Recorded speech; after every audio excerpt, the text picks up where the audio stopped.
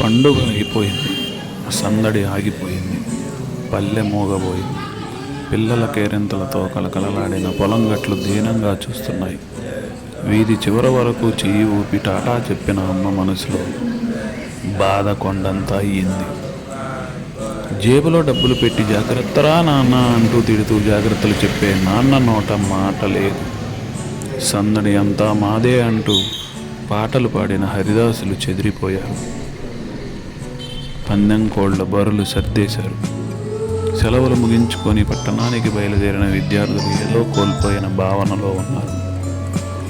ఇన్ని నాళ్ళు ముగ్గులతో కలకలలాడిన వీధులు ఇప్పుడు అవే రథాల ముగ్గులతో టాటా చెప్తున్నాయి. అయినా సరే మీకోసం ఈ పల్లెటూరు ఎదురు చూస్తూ ఉంటుంది. ఆ కేరింతలు మళ్ళీ వస్తాయిలే అన్న భరోసాతో మీకోసం వేచి చూస్తూ ఉంటుంది. మన మూలాలు బలంగా ఉండాలి. మన పల్లెటూర్లు బాగుండాలి.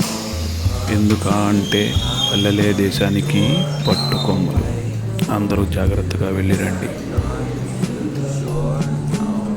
అందరూ క్షేమంగా వెళ్ళి లాభంగా రండి. మీ Gopinath. Please like and share.